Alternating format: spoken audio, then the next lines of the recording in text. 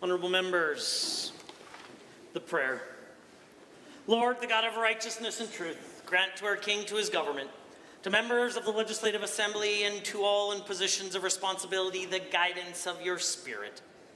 May they never lead the province wrongly through love of power, desire to please, or unworthy ideas, but laying aside all private interest and prejudice. Keep in mind their responsibility to seek to improve the condition of all. Amen. Honourable members, we will now be led in the singing of God Save the King by Ms. Nicole Williams. God save our gracious King, long live our noble King. God save the King. Send him victorious, happy and glorious, long to reign over us. God save the King. Please be seated.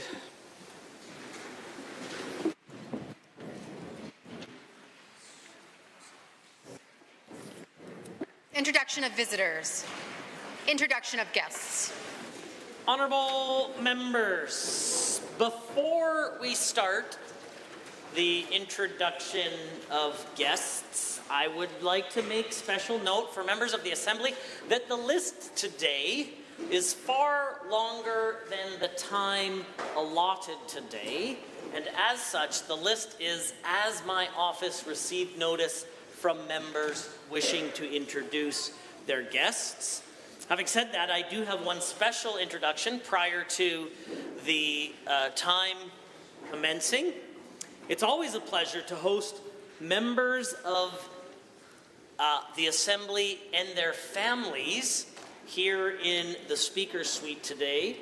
And in the gallery, the Honourable the Minister of Treasury Board, the Minister of Finance, almost his whole family is here today. And we all know the deep debt of gratitude that we owe our family members. And on this particular day, the family members of the Minister of Finance, it's my pleasure to introduce to them perhaps the best Horner, his wife Jennifer, his daughter Avery, and sons Luke and Case, his parents Brent and Kate Horner, and his mother-in-law Penny Bogey. Please rise and receive the warm welcome of the Assembly.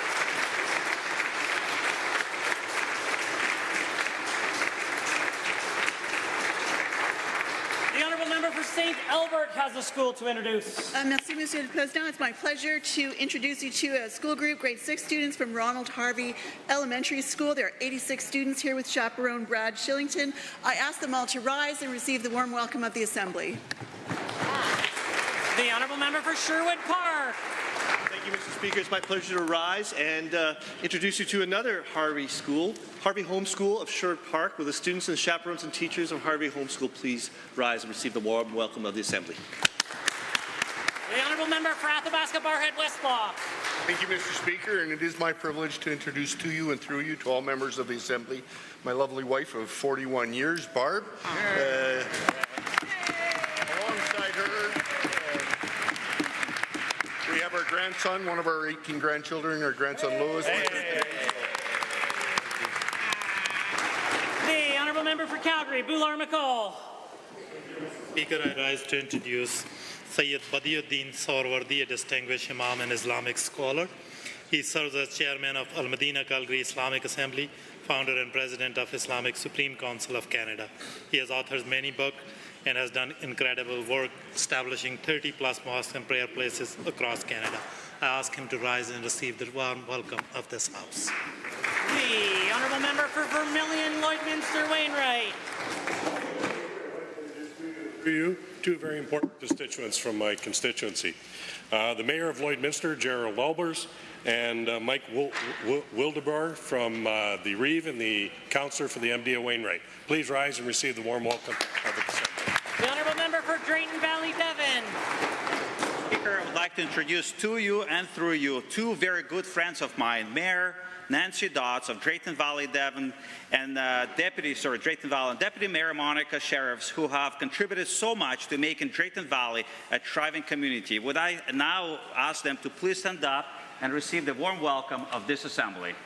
The Honourable Member for Tabor-Warner. Introduce my parents, Roy and Christina Hunter. Sometimes they may have questioned why they brought me into this world, but they couldn't put me back, so here I am. Please rise and receive the traditional warm welcome of this assembly. The Honourable Member for Calgary Northeast.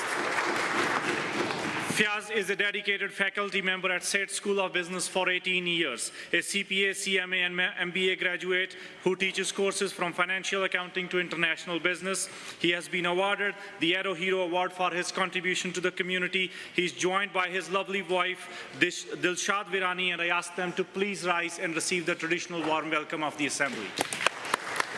The Honourable Member for Airdrie East has an introduction. Thank you, Mr. Speaker. It's an honour to rise and introduce to you and through you to all members of this Assembly two great Conservative constituents from the fantastic riding of Airdrie East. Thomason and Jane, please rise and receive the traditional warm welcome of this Assembly. The Honourable Member for Leduc-Beaumont. Thank you, Mr. Speaker. It's an honour to rise to introduce a guest from Beaumont, Nam Kular. Nam is a strong member of the business community, and I ask him to rise and receive the warm welcome of the Assembly. The Honourable Member for Cypress Medicine-Hat. Thank you, Mr. Speaker. I rise to introduce to you and through you my lovely mother, Donna Wright, who has traveled the long distance from Medicine-Hat to join us here today. Please rise and receive the warm welcome of the House. The Honourable Member for Lesser Slave Lake. Thank you, Mr. Speaker. It's an honour to rise and introduce to you and through you very quickly, because he's been here before, my brother-in-law, Sean Gramlich. Hopefully that's extra time for everyone else. Thank you. The Honourable Member for Calgary-Lougheed. I rise to introduce to you and through you my good friends, lawyer and author Eva Chipiuk and Lindsay Davis, the president of Calgary-Acadia UCP Constituency Association. I ask that they please rise and receive the traditional warm welcome of the Assembly. The Minister of Municipal Affairs. Mr. Speaker, I'd like to introduce to you and through you my constituency president and good friend Brian Van Vliet and my good friend, his son, Tyler Van Vliet. Honourable Member for Edmonton-Glenora. I ask that Sarah Tidball please rise as I introduce her. She's a very engaged mother, active leader in the Church of Jesus Christ of Latter-day Saints, a third-year social work student, and she's doing her practicum in my office, and she's a wonderful addition. Thank you very much for being here, colleagues. Please welcome. Minister of Energy. Mr. Speaker, I rise today to introduce Mark Schultz, the CEO of Canadian Association of Energy Contractors, an organization that does so much for Alberta and our economy. Minister of Service, Alberta. Thank you, Mr. Speaker. I'd like to introduce to you and through you and to all members of the Assembly two constituents of Morinville St. Albert, as well as friends of mine, Nancy Carvallis and Jacob Middlecamp. Please stand and enjoy the warm welcome of the House. The Honourable Member for Chestermere-Strathmore. Thank you, Mr. Speaker. I'm honoured to introduce two energy entrepreneurs, very good friends, selfless volunteers, and members of my CA board, President Nick Boots and VP Ben Robinson. Please rise and receive the warm welcome of the House. The Honourable Member for Fort Saskatchewan-Bagotville. Speaker, I rise to introduce to you and through you and to all the members of the Assembly my good friends and guests, Patty Potaparajani. Patty is the talented CAO of the County of Minburn, and my CA President, Ruvan Raju. Thank you. Could you please stand and receive a warm welcome of the Assembly. The Member for Buffalo. Here, Gallery Kirby Sewell, a blues musician from Calgary, a Maple Award winner, and a great guy, and he's advocating for the blues. Woo. The Honourable Member for Grand Prairie Wapiti. Mr. Speaker, I'd like to introduce to you and through you the former MLA for Grand Prairie Wapiti, Wayne and Sherry Drysdale, my friends from Northern Alberta, Jake Froese, Abe Neufeld, and Pete Peters. Thank you.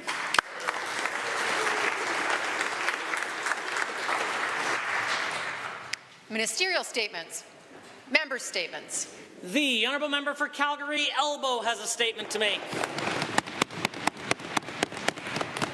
Thank Thank you, Mr. Speaker. Ethical, competent government. That's the minimum Albertans expect and deserve. But the last few weeks are a demonstration that's exactly what we don't have here in Alberta. The UCP government has been mired in a scandal that's bigger than any before it in Alberta's history.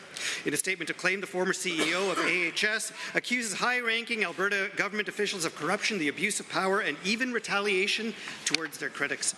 She alleges the Minister of Health shut down an internal investigation that included a forensic audit of these bloated contracts. The CEO had started that investigation when she learned of serious accusations of conflict of interest and that Albertans may have been paying hundreds of millions more for hip and knee replacements than what was required. But that was just 2 days before she was to meet with the Auditor General and show her the evidence of what she had found. The government fired her. She was about to brief the Auditor General, and the government fired her just 1 year into her job at the top of the healthcare system. And then the government fired the whole board of AHS too. But it gets worse, Mr. Speaker. The Premier's office is directly implicated. It is alleged, although not yet proven in court, that the Premier's Chief of Staff, Marshall Smith, put pressure on AHS to approve these bloated private surgical contracts. When he wasn't getting his way, he made threats to officials who resisted his orders. He also allegedly tried to silence the government critics by targeting employees who spoke out. The Premier doesn't deny that these conversations occurred. And who is at the centre of this? The same players behind the $70 million Turkish Tylenol scam. Albertans never even got all of the unsafe children's pain medication and still had to pay a handsome bloated premium for it. Mr. Speaker, in short, Alberta's most senior politicians and political staff are accused of putting private interests of their friends and insiders ahead of the public's. They're accused of kickbacks, misusing public funds, and seeking vengeance on their critics. It's not fiction. It's playing out right here. And we've had enough of it. It's time for this government to call a public... The Honourable Member for Fort McMurray Wood Buffalo. Mr. Speaker, Alberta's government is strengthening local fire services with more support for training, response planning, and greater collaboration that will help keep Albertans and their communities safe. Emergency situations bring an uncertainty that can lead to effects of stress and anxiety for many Albertans and their communities. Alberta's local fire services hold a leading role in ensuring that Albertans and communities can navigate and make it through the uncertain times of an emergency through quick response and education around fire safety and prevention. To further support municipalities in strengthening public safety during emergency situations, Alberta's government is providing $585,000 to support municipal fire services and the Alberta Fire Chiefs Association. This funding will support better training, improve response planning, and strengthen ties between the provincial government, local supports, and the fire services to further bolster public safety. Fire services are essential to the safety and well-being of every Albertan, and Alberta's government is committed to ensuring firefighters can do that job. Mr. Speaker, to guarantee firefighters have access to the best training, Alberta's government is also providing a one-time increase of $500,000 to the fire services training program, bringing total funding to $1 million for training grants this year. This funding is available to all municipalities, Métis settlements, and First Nations. It will ensure that our firefighters will continue to have the knowledge and skills they have to navigate emergency situations. In addition, we are providing the Alberta Fire Chiefs with $85,000 to enhance a core competency tool that municipalities can use to assess risks and develop emergency response plans. To further support the role of municipal fire services in strengthening public safety, a provincial fire liaison committee that would be made up of municipal, First Nations, Métis, and fire service representatives is anticipated to be in place later this year. Together, Mr. Speaker, Alberta is building a stronger and more collaborative approach to fire service delivery. These actions reflect our government's commitment to public safety, but also to support the courageous men and women who protect us every day. Thank you. The Honourable Member for Edmonton Manning.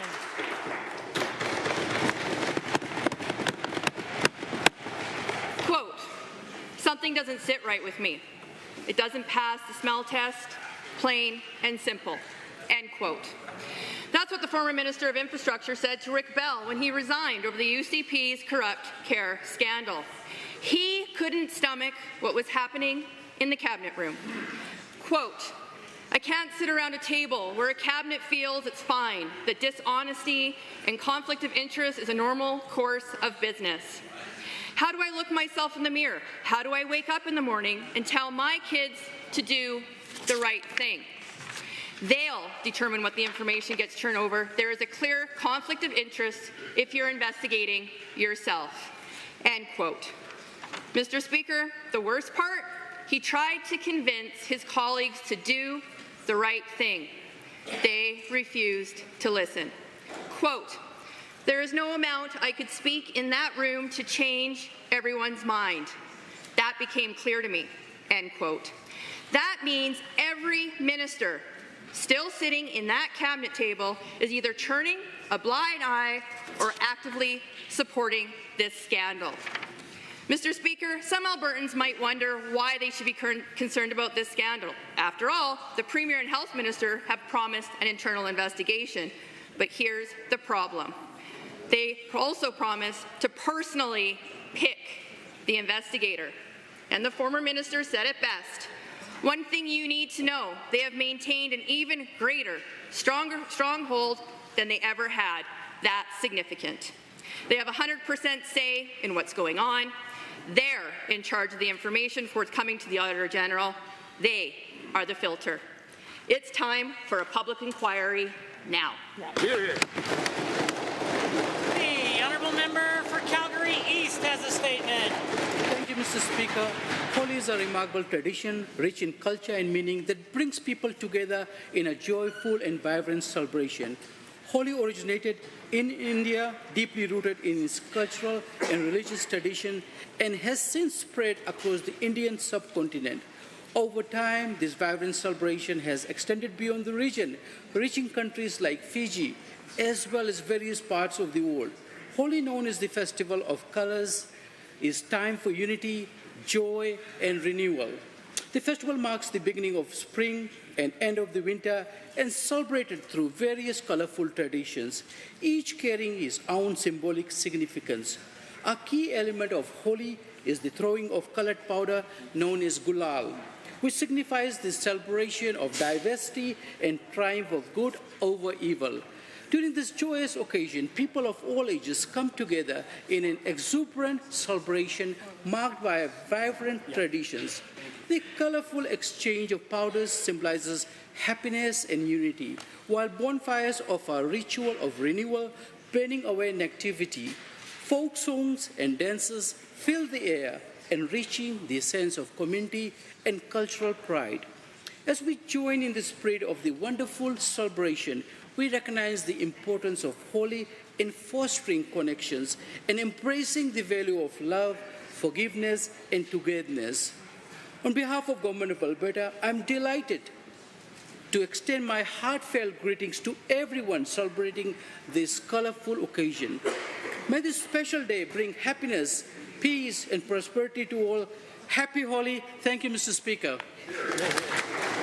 Hey, honourable member for Calgary Acadia. Mr. Speaker, the year was 2020. Albertans bonded together against a novel threat. We banged pots and pans at 7 p.m. in celebration and support and in gratitude to the courageous frontline workers who day after day left their homes and their families to serve us, to serve Albertans.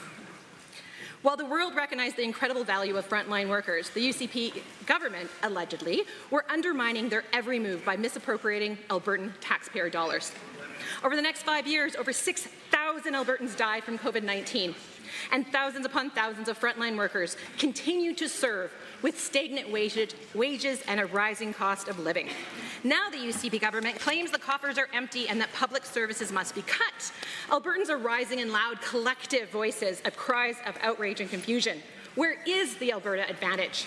Who is this government serving? Healthcare dollars allegedly misused during the pandemic and beyond. Albertans in pain today, waiting on wait lists for medically necessary surgeries. They are learning that they'll have to wait even longer for relief. Why? Because this UCP government allegedly gifted bloated contracts to their friends, increasing the cost to Albertans while Albertans got less. Over $600 million in government contracts were gifted to San Marash and MH Care. $70 million wasted on Turkish Tylenol scheme. All the money, nothing to show. We didn't even get all the Tylenol. Albertans are tired of the UCP government working against them. They are tired of the UCP government's self-serving agenda with rumors of corruption, political interference, and kickbacks. Albertans need to have answers on corrupt care without the Premier and the Minister of Health's thumbs on the scale. We need an independent inquiry now.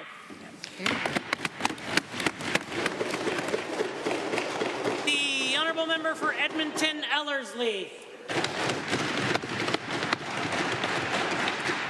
Mr. Speaker, through you to the people of Alberta.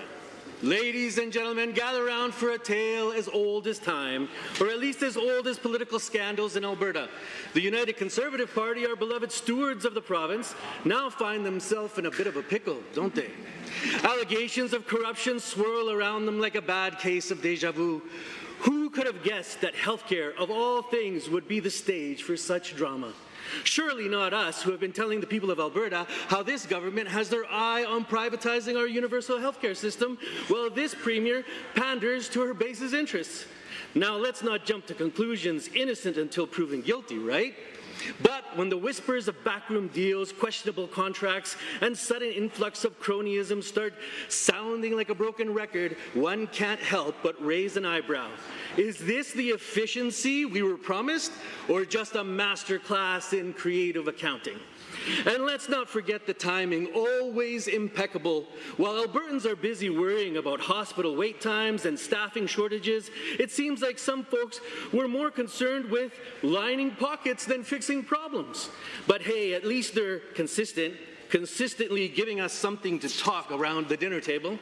So here's to the UCP, masters of distraction, champions of controversy, and allegedly the architects of Alberta's latest political soap opera. Let's just hope the one thing they're prescribing is a healthy dose of transparency, because Albertans deserve better than a government with the wrong priorities that seems to have forgotten who they're supposed to be working for. Mr. Speaker, this government can't be trusted. Albertans deserve a trusted, competent government now. Honourable members, the time is now 1:50, and that makes it oral question period. And the leader of His Majesty's Loyal Opposition has question 1. Mr. Speaker, Albertans deserve an ethical, competent government, and yet, so far the Premier has refused to provide clear answers to questions about the corrupt care scandal.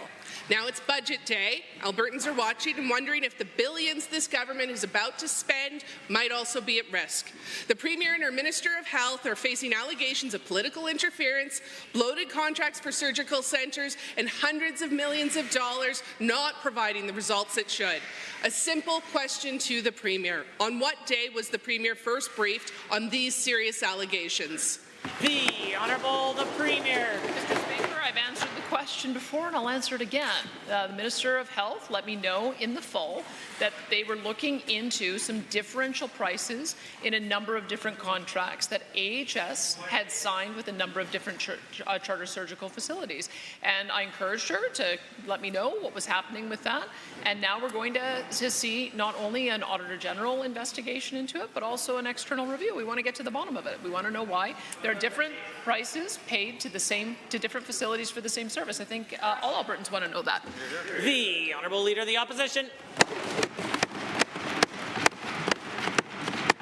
The Premier is mistaken. That is not an answer to the question, because the question is, on what day was she made aware of the allegations of corruption, of bloated contracts, and of political interference? On February 12th, the Premier said she had just learned of the corrupt care scandal from the media, but no one believes that this Premier was blissfully unaware while her government fired one of their highest paid, most important public officials, the AHS CEO, on January 8th, followed swiftly by firing the entire board.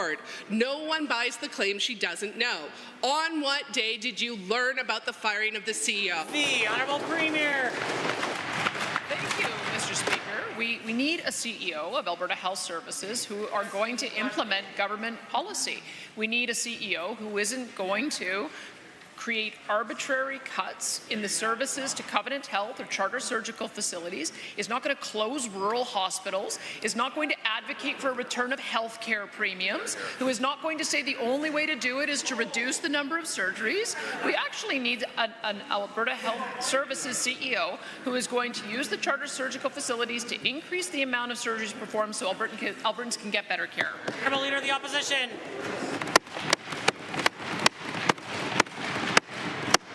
Mr. Speaker, the Premier's former Chief of Staff is at the absolute heart of these allegations. Her office knew, her Chief of Staff knew, her Deputy Minister knew, the Minister of Health knew, the Minister of Mental Health knew, and the Deputy Minister of Finance knew. Rumors of kickbacks were sliding around like a hockey puck on ice.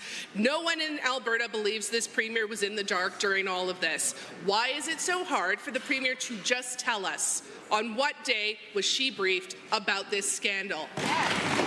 The Honourable the Premier. Mr. Speaker, the jig is up for Alberta Health Services. We are tired of the underperformance of the publicly funded healthcare monopoly, and as a result, we are going to make sure that they return to being a service provider of hospital services. That is what this is about. If it is true, as the members opposite allege, that Alberta Health Services is able to perform a surgery for $4,000, we gave them $3.5 billion additional dollars. They should have been able to perform 875,000 additional surgeries for that money. Instead, they reduced the number of surgeries, Mr. Speaker. That's what's at issue here. Order, order. The Honourable Member, the Honourable Leader of the Official Opposition for a second set of questions. Mr. Speaker, the AHS CEO called up a local law firm and launched a forensic audit into these bloated contracts the minute she had any suspicion of corruption. She did the right thing. But instead of thanking her for calling an investigation, this government fired her. She had already notified the Auditor General and her Minister of Health, but the minister told her to wind it up. Why would any honest government want to wind up an expert investigation, a forensic audit into potential criminal activity? How can the Premier still have trust in the minister who wound it up? The Honourable Premier. Thank you, Mr. Speaker. There is nothing wound up. All we have is allegations in a demand letter for $1.7 million. We have one side of the story. We're going to get the other side of the story when the Minister of Health files a statement of defense on behalf of the government. Mr. Speaker, none of these have been tested in court, but we are going to go through, work with the Auditor General so he can review all of the files. He's already received the documents, and we're very close to announcing an independent investigator with outside legal expertise who will also take a look at it and get to the bottom if there has been any wrongdoing at all. The Honourable Leader of the Opposition. Mr. Speaker, they shut down the audit, and if that's not true and an audit is still going on, this House would love to hear about it.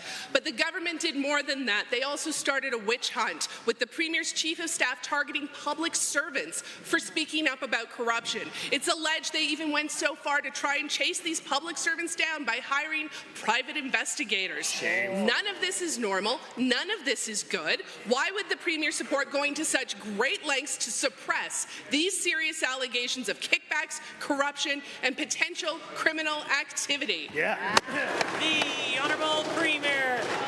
Mr. Speaker, there's a lot of names that have been named in the statement of claim asking for $1.7 million, and all of those are going to have to be reviewed and investigated, and that's what's going to happen. That's why we have already provided the Auditor General with the documents so that he can have a look at them. It's why we're going to be having an independent investigator taking a look at them as well. We want to know if there are any problems with Alberta Health Services procurement. We are bringing the function into Alberta Health, and if there are any problems with the staff at Alberta Health Services, we need to know that. The order. The Leader of the Opposition. Mr. Speaker, here's a hot tip for the Premier. Nobody calls a forensic audit without serious suspicions of corruption, so shutting it down is the wrong choice. Absolutely. They fired the CEO, they fired the board, and then they said nothing to Albertans about any of that. They've since fired 2 of the leads of the surgical program. Mr. Speaker, the thing about a cover-up is, if it looks like a duck and quacks like a duck, it's probably a duck. Will the Premier stop the firing, stop sweeping things under the rug, finally call a judicial-led public inquiry into the corrupt care scandal? The Honourable the Premier. Mr. Speaker, The only thing that is improving the number of surgeries in our system right now is this work that is being done at the charter surgical facilities. We began investing in these back in 2019-20 when there were 43,650 surgeries done. We're now up to almost 62,000 by the end of this year. Meanwhile, the number of surgeries being done in Alberta Health Services, despite substantial billions of dollars that we give them, have yielded no increase in the number of surgeries, Mr. Speaker. That is what we are going to get to the bottom of, because Albertans need to get better performance for their tax dollars. The Honourable Leader of the Opposition for a third set of questions. It is very clear that the Premier does not want to talk about the corrupt care scandal, but she knows that her very own hand-picked Chief of Staff is at the heart of it. His frequent phone calls exerting political pressure on the AHS CEO were so alarming that the CEO alerted the Premier's Deputy Minister on October 4th about his concerning actions. On what day did the Premier get briefed by her Deputy Minister that her own Chief of Staff stood accused of an unprecedented level of political interference? This is the question that we would like to hear an answer from. The Honourable the Premier. Thank you, Mr. Speaker. I would have thought the members opposite would remember how procurement works in government, but let me give them an explanation. Since it's been so long since they've been in government, they've forgotten. Political people are not involved in contracts. It happens by specialized public servants at the mid-level. It can take years from the start of a procurement process until a contract is signed. Dozens of people are involved in any one project. It involves mainly sealed bids, multiple levels of approval, and elected officials and staff only find out the winner at the end. That's how it works, Mr. Speaker. The Honourable Leader of the Opposition.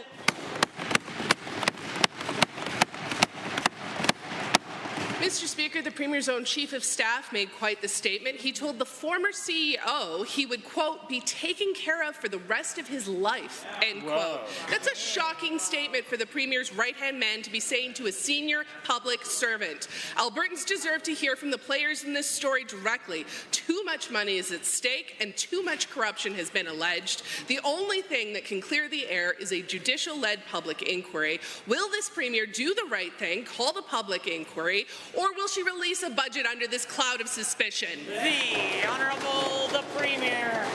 Well, Mr. Speaker, member opposite wasn't party to the conversation. I wasn't party to the conversation, so I have no idea, and I'm not going to comment on hearsay. What I do know is that when you have an entity that appears to be dragging its feet on implementing government agenda, then you ask questions about why it is they're dragging their feet.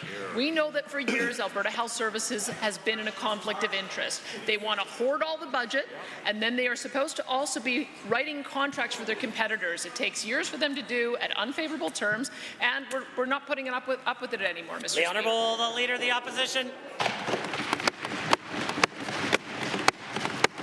Mr. Speaker, when you have a cabinet that appears to be dragging its feet and looking into corruption, it just makes you more suspicious.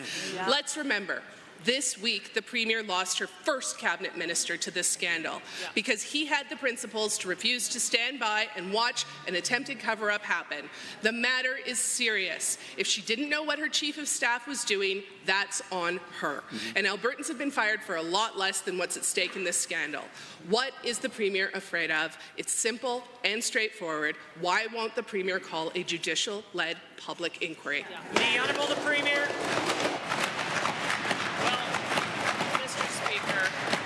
Justice Minister said a couple of days ago, just take yes for an answer. Yes, we are sharing the documents with the Auditor General. Yes, we will be having an independent third party with legal training look at the documents. They will have a budget so that they are able to investigate whatever it is they need to, talk to whoever they need to, as well as get the documents that they need to give us advice on whether there was any wrongdoing, to help with us if there's any repercussions that are necessary, and to help us improve the procurement process, because that's what this is all about, Mr. Speaker. The Honourable Member for Edmonton Glenora has a question to ask. the current health minister says the worst private surgery contracts were signed before she was the minister, but she won't call an independent public inquiry. The current premier keeps saying that she's got the back of the minister, even though the infrastructure minister said to cut her loose. But the current health minister is loyal to the premier and is taking the fall. The health minister didn't get invited to the Sky Palace liquor party or to the Rogers Place box, so why is the government leaving her holding the bag? The Honourable Minister of Health. Thank you, Mr. Speaker. That is such a ludicrous question. I can't even begin to answer it, other than to say that as the Minister of Health, I have been tasked to make sure that we have an excellent healthcare system in Alberta. We need to refocus because Albertans deserve better than what they've been getting. We have actually started to make sure that people are able to have their surgeries within clinically approved times. We've gone from 40% in clinically approved times to over 60%. We have to get to 100%, Mr. Speaker, and we're going to get there. The Honourable Member for Edmonton-Glenora. The Premier is pushing full speed ahead on privatization, no matter the cost to Alberta taxpayers. Millions of severance for health officials, tens of millions for unsafe medical supplies, and hundreds of millions on bloated surgical contracts. MHCare alone received over $600 million. This isn't health care. It's corrupt care. Clearly, the UCP cares more about benefiting government friends and insiders than your cancer surgery or your hip replacement. It's reckless, incompetent, and corrupt. So how can the minister claim to put children first when it's clear that government priorities are actually to put rich friends and make them richer? The Honourable Minister of Health. Mr. Speaker, the member opposite is incorrect, as usual. Mr. Speaker, Albertans want shorter wait times and access to surgeries. We have a public health care system, and it includes hospitals, it includes urgent care centres, and it includes chartered surgical facilities that the members opposite also supported when they were in government, Mr. Speaker. Mr. Speaker, during their tenure, there was 40,000 surgeries done at chartered surgical facilities. Now we're doing over 60,000, and we're going to keep increasing that so that every Albertan gets their surgery done within clinically approved timeframes. The order, the Honourable Member. Albertans deserve ethical leadership, but it's clear that the UCP's policy is to cover up their corrupt care scandal. One of you has stated very publicly that you don't support the health minister staying in her role, and I'm sure others do too.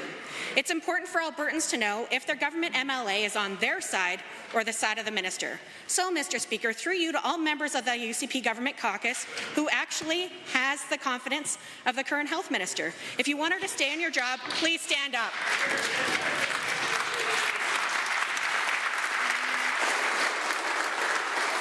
Oh, Angela. Order.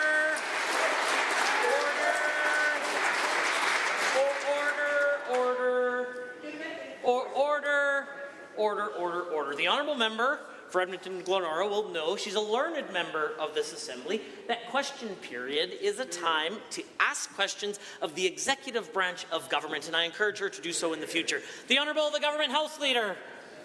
Well, thank you, Mr. Speaker. Despite that question not really necessarily being about government business, I think the member opposite got her answer.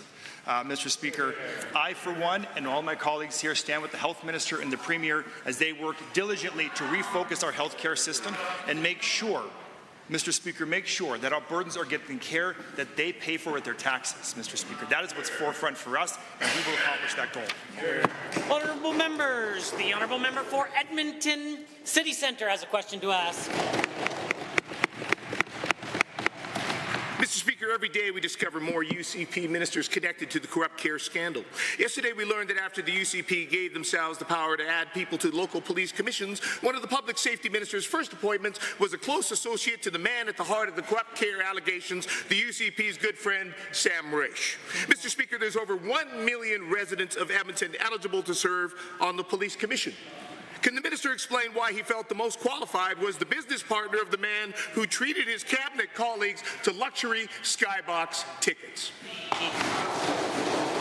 Order.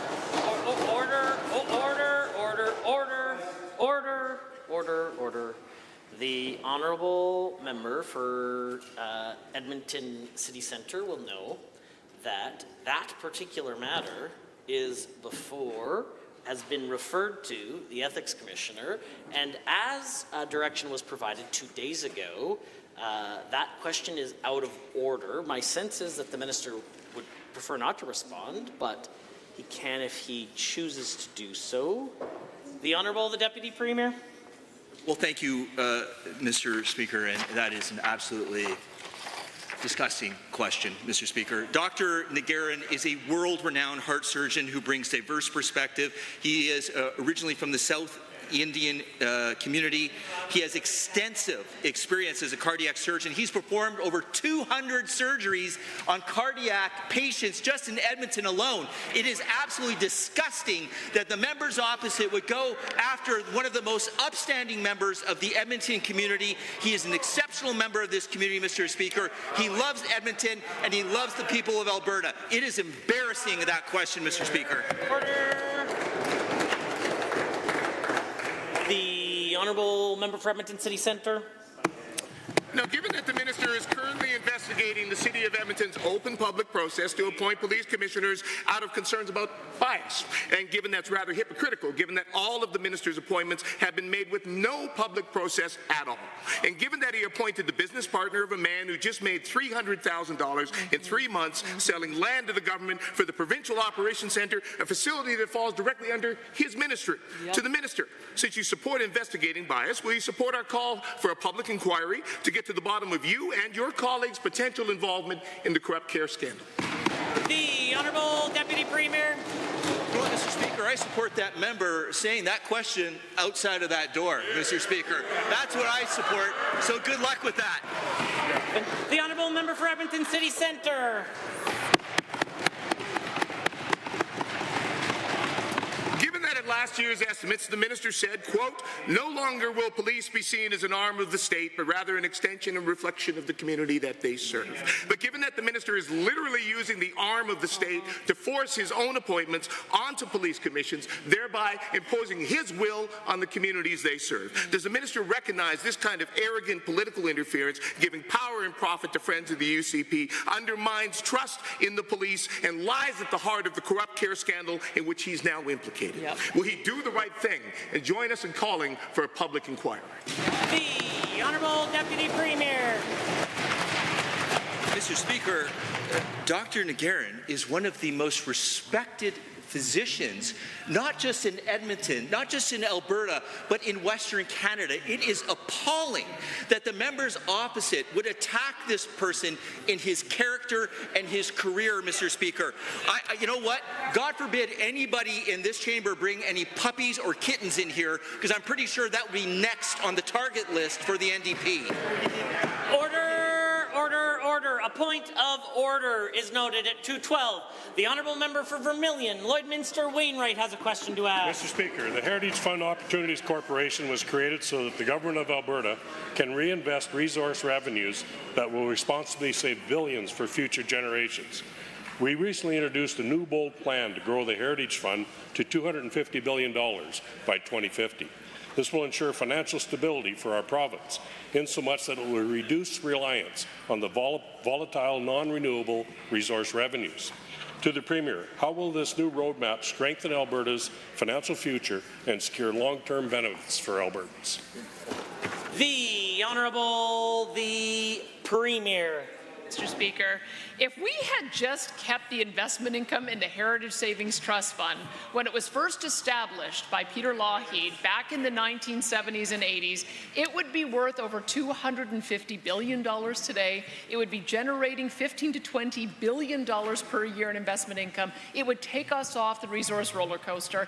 It's unfortunate it didn't happen back then, but it's happening now. We're keeping the investment income in the fund, and that's the vision, Mr. Speaker. Keep those dollars being invested year after year, have the political will to keep on doing that, and by 2050, we think we can achieve that reality of $250 billion and making sure we've got stable revenue. The Honourable Member for Vermilion, Lloydminster Wainwright. Thank you, Mr. Speaker. Given that the Heritage Fund Opportunities Corporation is designed to maximize investment returns, ensuring the fund's growth and sustainability, and given that this corporation will use global investment partnerships and best practices from sovereign wealth funds, and further given that the strong performance and independent decision-making will bring forth high returns for Albertans, Can the Premier elaborate on how these measures will protect the Heritage Fund and maximize its long-term growth? The Honourable Premier. Mr. Speaker, if you look around the world, there are many sovereign wealth funds. You can look at Alaska's permanent fund, which gives a dividend to their citizens each year. You can look at Norway's fund. Norway's fund, incidentally, started in the 1990s, inspired by our fund here, and it is worth $1.6 trillion today. Qatar, they were nearly bankrupt in 1997. They started their fund in 2005, and it's worth nearly $500 billion today. Mr. Speaker, we have a number of different sovereign wealth funds around the world that we can use for inspiration. We know that there is a way for us to be able to invest in the critical infrastructure and other projects that will get maximum returns. The Honourable Member. Thank you, Mr. Speaker, and through you to the Premier. Given that the government has already committed $2 billion from Budget 2024 to kickstart this initiative, and given that the government is committed to reinvesting all earnings back into the fund, and further given projections suggest the fund could exceed $250 billion by 2050 to stabilize revenues in this province. Can the Premier please outline the next steps for this plan and what benefits can Albertans expect in the years to come from a strengthened Heritage Fund? The Honourable the Premier. Thank you, Mr. Speaker. Well, you know, when you have pension funds, they have to be invested in a far more conservative way so that you always have money available to be able to pay out the income as it comes due. With a sovereign wealth fund, you have a longer-term time horizon, and so you're able to invest in different types of projects that yield a return over a longer period of time. There are many different organizations, many different sovereign wealth funds around the world that have tried this out. This $2 billion investment is going to be the proof of concept. We'll be able to check back in a couple of years, and if Albertans are satisfied with the approach, we'll continue to do so. The Honourable Member for Calgary, Bular McCall. Mr. Speaker, the Minister of Finance top official makes a serious allegation in the filed statement of claim. The Deputy Minister of Finance was worried about, and I quote, kickbacks. The Deputy Minister raised this in December. Mr. Speaker, kickbacks would be illegal. It's a serious concern. Simple question. When did the Minister of Finance learn that his top official was concerned about kickbacks in the corrupt care scandal? The Honourable the Minister of Justice. Thank you.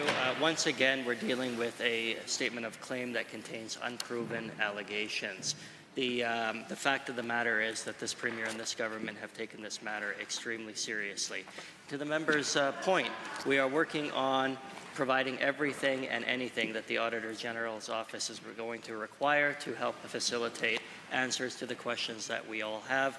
We're also working very closely to announce a third-party independent investigation to provide us with all the answers that this Assembly needs and deserves. The Honourable Member for Calgary, Bular McCall. Mr. Speaker, given that the Finance Minister's top official heard rumors about kickbacks, and given that the AHS CEO herself was a former Deputy Minister of Finance, and given that these officials are some of the top public servants in our entire government, what has the Finance Minister done to ask his official for answers about these kickbacks, and please be specific? The Honourable the Minister of Justice. Mr. Speaker, from the very beginning, both the Premier and this government have taken these allegations very seriously. We are conducting a review of all of our procurement practices. We are working with the Auditor General's office to find out what documents are required, what materials, who the Auditor General needs to talk to, and we're supporting and facilitating that. In fact, the Premier even wrote to the Auditor General encouraging an expedited review so that we could get to the bottom of it. And Mr. Speaker, we're looking very much forward to working with the Auditor General's office to get the answers that we need. The Honourable Member for Calgary, Bular McCall. Given that the Finance Minister has publicly admitted to having gone to the 2 hockey games on behalf of the businesses involved in the corrupt care scandal, and given that he should know that these rumors of kickbacks are deeply troubling to every Albertan who believes in fiscal responsibility, will the Minister of Finance assure this House that not a dime spent on these bloated contracts was for kickbacks? And if not, why won't he support a public inquiry? Yes. The Honourable Minister of Justice. Well, Mr. Speaker, I'll say it for the third time in a row. All members on this side of the Assembly will commit to the accountability and transparency of the Auditor General's investigation and the third-party independent investigation as well. Mr. Speaker, we are in full support. We are working to do everything we can to expedite that the review, and this government will work diligently to make sure that all of the parties involved that are investigating this have everything they need to complete those investigations. Hear, hear. The honourable member for Edmonton, Highlands, Norwood. The former CEO of AHS, who was fired by this UCP government for trying to investigate questionable surgical contracts, says she was told that, quote, Doug Horner was unhappy about ASG services being capped. Now, ASG is the private surgery provider that is alleged to have received these bloated contracts, and former Conservative Deputy Premier Doug Horner is the finance minister's relative, who is alleged to have lobbied for ASG to get a contract extension. So, to the Premier, does the finance minister recuse himself when his relative lobbies his ministry and remove himself from any discussions about these sketchy contracts? The Honourable Minister of Justice. Mr. Speaker, once again to the honourable members of the opposition, we are doing everything and will continue to do everything that we can to make sure that the work that the Auditor General is doing to investigate the allegations that were made are fully supported in each and every way, Mr. Speaker. We are committed to transparency. We are working very diligently to make sure that we get the answers that we need to address the issues with Alberta Health Services, and will continue to do that until the investigation is complete. The honourable member for Edmonton, Highlands, Norwood. Given that the finance minister's own top official was worried about kickbacks built into these contracts, and given that his own relative was the one lobbying for the contracts to be renewed at the same time AHS was raising serious red flags about skyrocketing costs, and given that these bloated private surgical contracts are just so wildly inappropriate at any time, but especially when Albertans are struggling just to make ends meet. So again, let's try the Premier. Does she see just how bad the optics are? The Honourable Minister of Justice. Well, Mr. Speaker, the Premier has been very clear. There have been no tangible improvements in the delivery of surgeries in this province since receiving an additional $3.5 billion to AHS. Mr. Speaker, we're working very hard to make sure that Albertans receive the health care that they need and that they can get surgeries when and where they need it. We understand that the NDP opposes any type of system that improves surgeries in this province. But on this side of the House, Mr. Speaker, we are absolutely committed to making sure that Albertans receive the care. The honourable member for Edmonton Island, Norwood. Wow. Given that those ministers and that Premier clearly don't seem to understand the seriousness of this scandal, well, one did, but he's abandoned the sinking ship. So let's try the health minister this time. Once more, will she support our call for a public inquiry? If she's done nothing wrong, this should be an easy yes, unless she has something to hide. The Honourable Minister of Justice. Thank you once again, Mr. Speaker, and now I'll say it for the 6th time, Mr. Speaker. We are absolutely committed to supporting the Auditor General in his independent investigation of this issue. The Auditor General, Mr. Speaker, is completely independent and works as part of this legislative office to conduct the work that he needs to do. We are providing all of the materials, information, and people that are needed for that office to complete its review. We're also supporting an independent third-party investigation. All of that appears to be what the honourable member is asking for, and we're happy to facilitate. The honourable member for Grand Prairie has a question. Well, thank you, Mr. Speaker. Alberta is renowned for its vast oil and natural gas reserves, with the energy sector contributing roughly 25% of our GDP. Our Premier's plan to double oil production and expand energy exports will drive economic growth and create more well-paying jobs across the province. Alberta's energy industry is not just our economy, but our communities and our future. Could the Minister of Education outline how this revenue is being used to support education? The Minister of Education. Well, thank you, Mr. Speaker, and thank you to the question. Of course, the vast majority of revenue that we receive within the Ministry of Education is directed primarily towards our school boards to help them support their operations, hire staff, and operate programs. In addition, we're also making a significant investment currently to build and modernize schools across the province. In September, the Premier announced an $8.6 billion investment to build 90 new schools, modernize 24 schools, and expand spaces in other settings to add 200,000 student spaces over the next 7 years. The Honourable Member for Grande Prairie. Thank you, Mr. Speaker. Given that the forestry sector in the Peace region is one of the region's significant economic drivers, and given that existing forestry and wood product manufacturing exports over $973 million annually, and further given that future generations should be aware of the opportunities in forestry and gain valuable skill sets through their educations, could the Minister of Education inform this House of any plans to include the forestry sector into our current curriculum and provide opportunities for our kids to develop schools in the forestry sector? The Honourable the Minister of Education. Yes, of course, Mr. Speaker. The forestry sector and industry is an important part of our vibrant economy. Currently, within the 7 to 9 curriculum, students have the opportunity to participate in environmental outdoor education, where they get a better understanding of forestry concepts and ideas. Furthermore, there are several career and technology studies programs and courses that are offered. There are approximately 23 of these courses that are offered in schools across the province, where students have an opportunity to gain experience directly into the forestry industry, and we want to make sure that it's a priority that students learn more about career options. For Grande Prairie. Thank you, Mr. Speaker. Given that our highly environmental and responsible natural resource industry has been unfairly demonized for decades, and given that this industry has helped families put food on the table, heat their homes, and earn strong paychecks, and further given that this sector exemplifies strong can-do attitude and unwavering dedication to work ethic and hard work, could the Minister of Education please explain how we can educate our children on the importance of Alberta's oil and gas sector and instill in them an appreciation for the resources that sustain our province?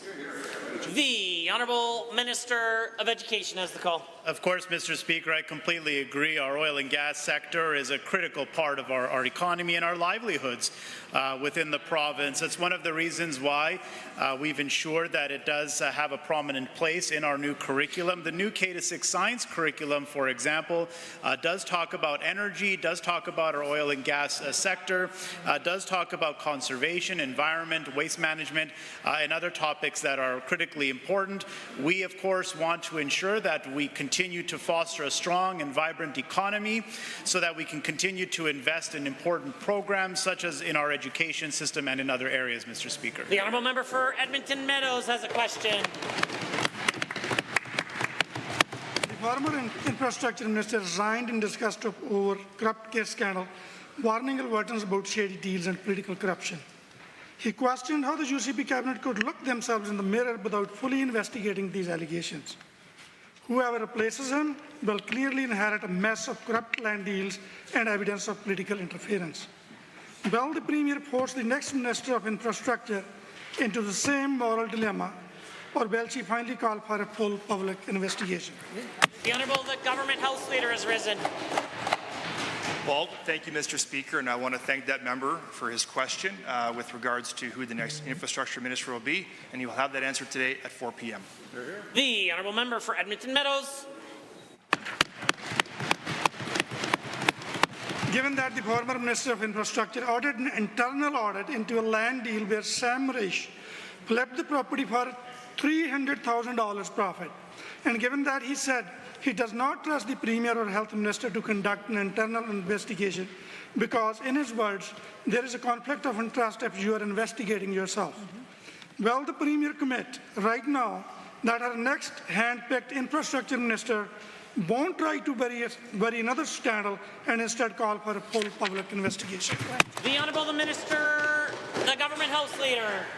Well, Mr. Speaker, I can assure you and I can assure the House that whomever the Premier picks to be the next infrastructure minister will serve the role diligently and will do a fantastic job serving this province. Because I can tell you, Mr. Speaker, that we have great needs. Albertans expect services that they pay for. They're going to get that with healthcare, and they're also going to get that with Alberta's next infrastructure minister, which will be appointed today at 4 p.m.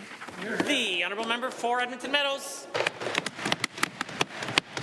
Given the former Minister of Infrastructure called for a potential RCMP investigation into corrupt care and allegation of corruptions, and given the former AHS CEO acting on advice of the AHS board was prepared to hand over evidence of corruptions and political interference to the RCMP, and given this UCP government then fired both the AHS CEO and the entire board, will this government stop meddling in the investigation and commit to an independent public inquiry into these corruption allegations?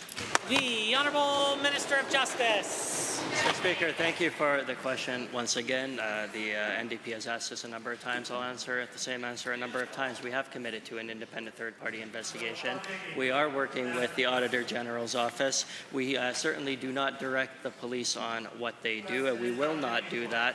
The police are entitled to do as they should and as they please, and it is a fully independent body, and we'll respect whatever comes from that. Thank you. The honourable member for Lacombe-Ponoka has a question to ask. Mr. Speaker, Alberta's government is committed to ensuring new mothers, regardless of where they live, have access to high-quality maternal health care. As part of this commitment, the Minister of Health recently announced a $10 million investment over 3 years to implement a provincial midwifery strategy. This strategy aims to attract more midwives, expand services, and improve access to care, particularly in rural, remote, and Indigenous communities. Can the Minister of Health explain how this investment will strengthen midwifery services and improve critical maternal health outcomes for babies and their mothers across Alberta? The Honourable Minister of Health. Mr. Speaker, and to the member for the question, the new Alberta midwifery strategy will provide $10 million over 3 years to support improvements for maternal health services right across the province. This funding will promote engagement with Indigenous communities and birth workers, pilot innovative projects, address data gaps, and attract and retain internationally educated midwives, and encourage the integration of midwifery practices into team-based primary care, Mr. Speaker. Mr. Speaker, our government is committed to ensuring Albertans can access high-quality maternal health care in the province, and I'm so pleased that we are finally able to show this program. Member for Lacombe-Ponoka. Thank you, Mr. Speaker, and through you to the Minister. Given that midwives play an essential role in supporting maternal and infant health by providing care from early pregnancy through labour and up to 6 weeks postpartum, and given many communities, particularly in rural and remote areas, struggle to attract and retain midwives, and given Alberta's recent investment includes initiatives to recruit more midwives, including internationally educated professionals, can the Minister of Health please outline the specific steps being taken to address workforce challenges and to ensure Albertans have access to midwifery services where and when they need them? The Honourable Minister of Health.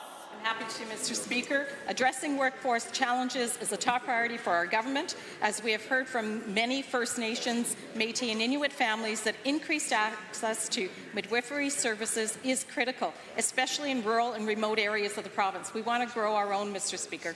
We will implement innovative initiatives to continue to attract midwives to Alberta and implement targeted programs that support retention. The Alberta Midwifery Strategy is our commitment to improving the health and well-being of women and children right across the province, Mr. Speaker. I am looking forward to seeing the dividends that this produces.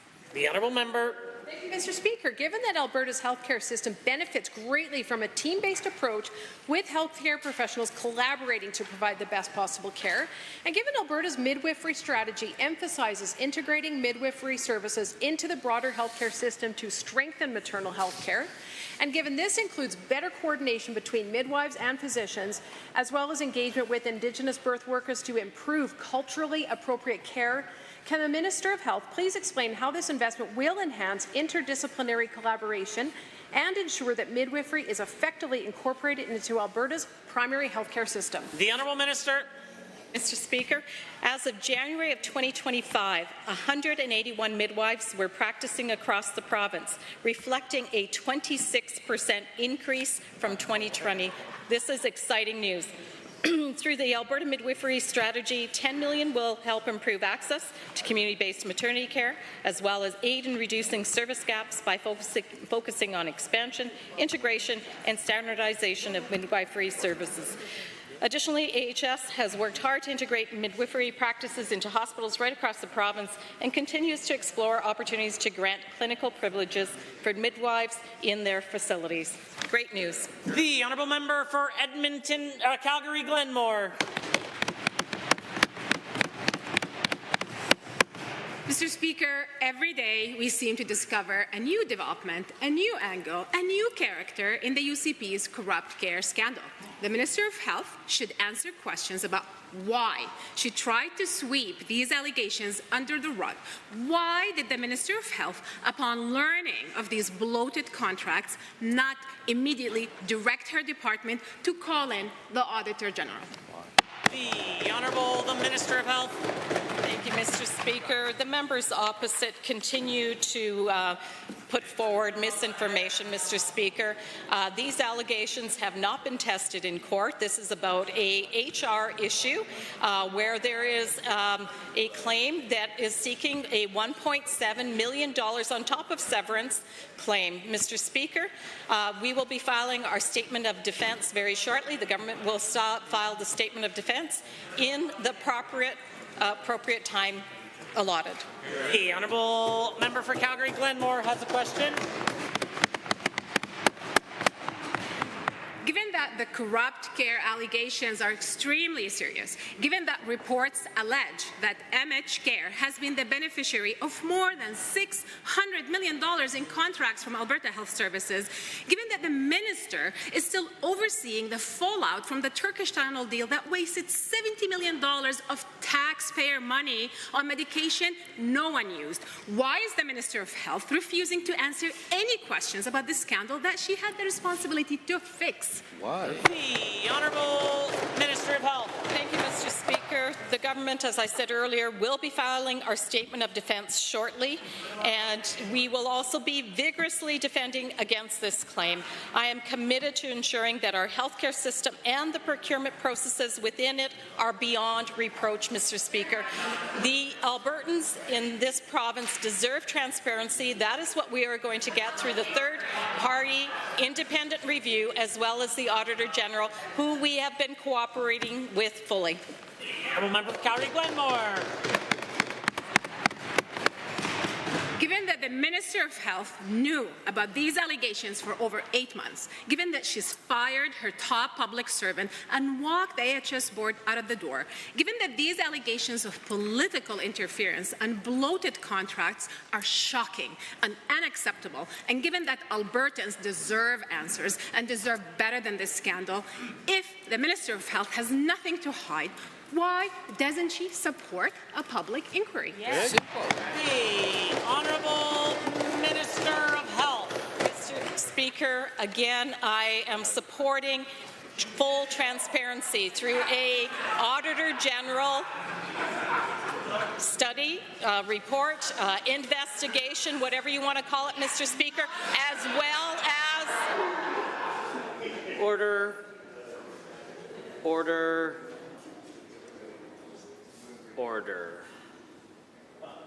The Honourable Minister of Health.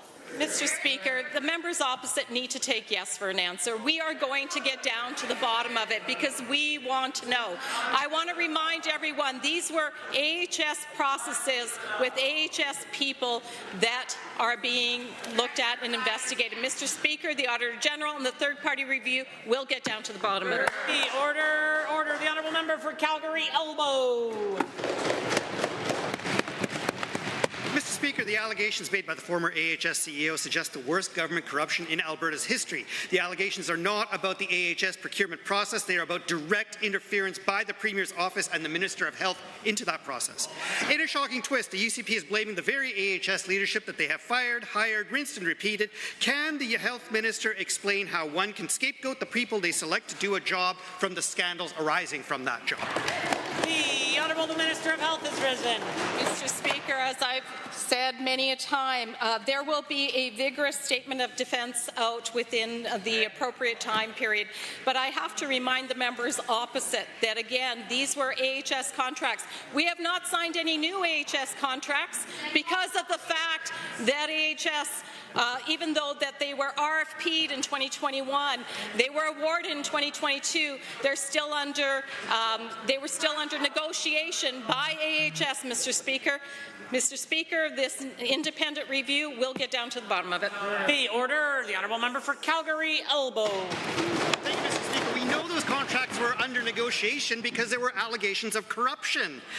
Given that now the former Minister of Infrastructure stated, and I quote, "We can't continue the cycle of dismissing person after person and they're trying to gaslight us into thinking that somehow everybody who goes in there becomes corrupted by the system. At some point, we have to take a look at those making the decisions and doing the dismissals." And given the former Minister of Infrastructure knows where we should be looking for answers, why doesn't the Health Minister step down and allow a fulsome public investigation? Yes.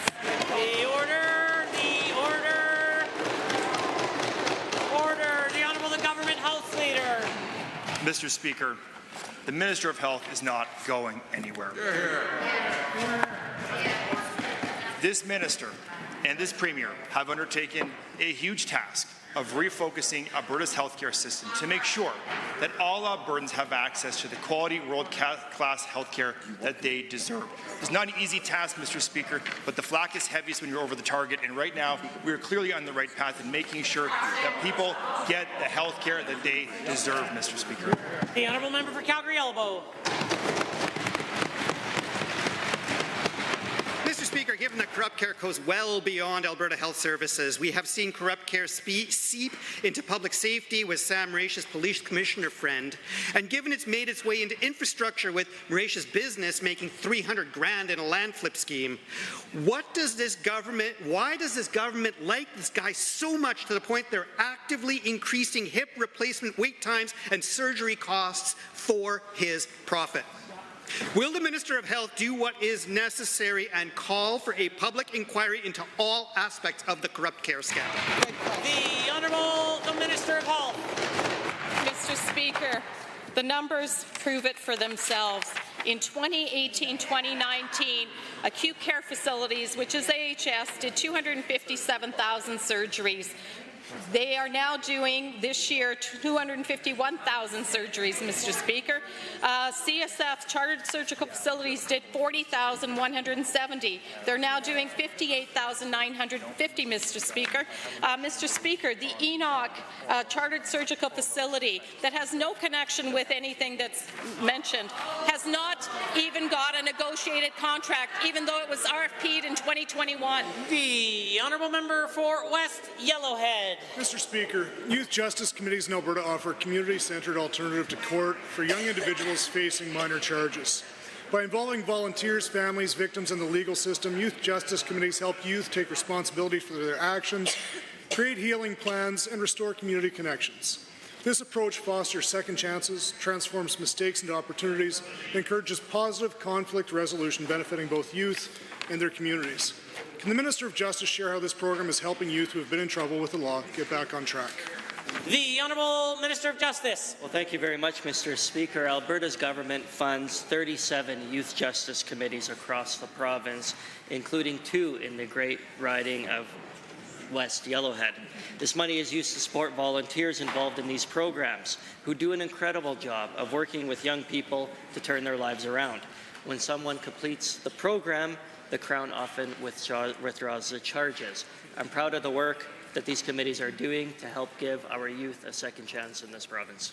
The honourable member for West Yellowhead. Thank you, Mr. Speaker. Thank you to the Minister. Given that this government is focused on ensuring all Albertans have timely access to a sustainable, effective and fair justice system, and given that the government is also focused on making sure our justice system continues to work efficiently and gets our most violent offenders off our streets, can the Minister of Justice tell the House about the success of these committees across Alberta and how they help our justice system focus on prosecuting our most violent offenders as quickly as possible?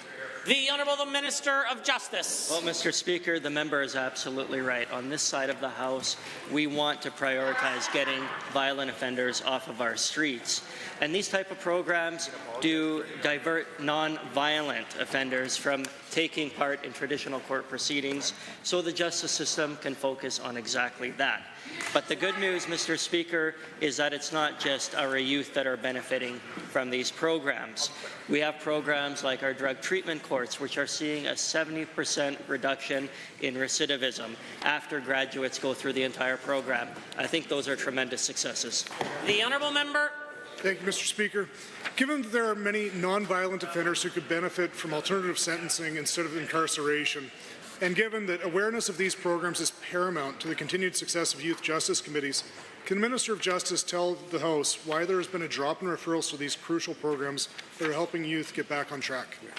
The Honourable Minister of Justice. Well, thank you once again, Mr. Speaker. The member is right. There is a drop in referrals, and we think that awareness in these youth justice committees is important. Right now, I'm looking into the matter. I'm looking to work with our Crown prosecution offices. I'm looking to work with the organizations and agencies within our justice system. We want to ensure that all youth that are eligible know about this program, and we want to make sure that everybody in the criminal justice system takes advantage of these types of diversion programs where appropriate.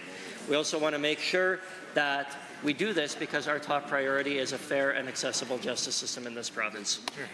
Honourable members, that concludes the time allotted for oral question period. Given the fact that we will have a recess in just a couple of minutes, we will proceed immediately to the continuation of the daily routine. Presenting reports by standing and special committees. Presenting petitions, notices of motions. The Government House Leader. Thank you, Mr. Speaker. I rise to give oral notice of Bill 39, the Financial Statutes Amendment Act 2025, sponsored by the President of Treasury Board and the Minister of Finance. Introduction of bills, tabling returns and reports. The Honourable Member for Cypress, Medicine Hat. Thank you, Mr. Speaker. I rise to table the 5 requisite copies of the Edmonton Journal article I referenced in my Bill 37 debate yesterday. I also rise to table a RCMP news release about the super labs on RCMP file 2024-62, a Bureau article about the RCMP bust on super labs linked to Mexico and transnational exports, as well as a National Post article on Trump's fentanyl ultimatum puts Canada's super labs under the microscope, highlighting the Global Affairs Canada briefing on this exact topic. The Government House Leader has a tabling. Go. I'll do it. You know what? I'll do it. Good. Thank you, Mr. Speaker. Pursuant to Standing Order 59013, I rise to table the appropriate number of copies of the 2025-26 main estimate schedule. Honourable Member for Edmonton, Highlands, Norwood. Thank you. I'd like to table 3 emails from education support workers who are on strike with CUPE, 2 from education assistants and 1 from an administrative assistant. These are 3 of the thousands of emails we've all received. The UCP need to listen and support these workers who are outside rallying right now and pay them the fair wages they deserve. The Honourable Member for Edmonton, Glenora. Thank you, Mr. Speaker. This is probably my favorite tabling so far. It's all of the Christmas cards that students have created in my riding over many years, so I'm excited to be able to share them with all of you. Please see them in the library. The Honourable Member for Edmonton, Decore. Speaker, my office has been receiving a ton of emails around corrupt care, and this is an email from Marilyn Tungai, who is worried about the recent allegations about potential misuse of taxpayers' dollars. For Calgary-Beddington. I rise to table a letter from Leduc mom, Lisa. Her sons with ADHD aren't able to be accommodated in the classroom now. Conservatives might want to pay attention. She's not voting for you anymore.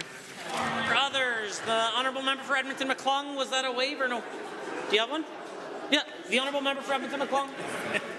Thank you, Mr. Speaker. I rise to table the requisite 5 copies of a recent Calgary Herald op-ed about the Green Line, written by former longtime Calgary City Councillor Shane Keating, who writes that the province has forced the City of Calgary to support a worse project that is shorter than the one that was already underway. A partnership in name only is the title.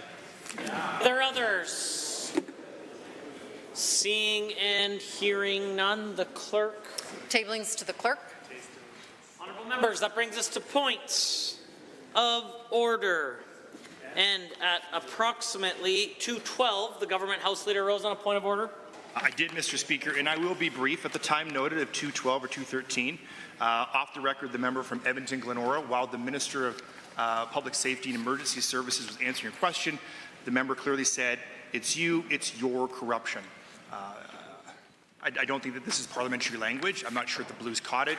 That would be left to you and your records, but I do believe this is out of order under 23 HINJ. Member for Edmonton Glenora has risen. I'm happy to apologize and withdraw.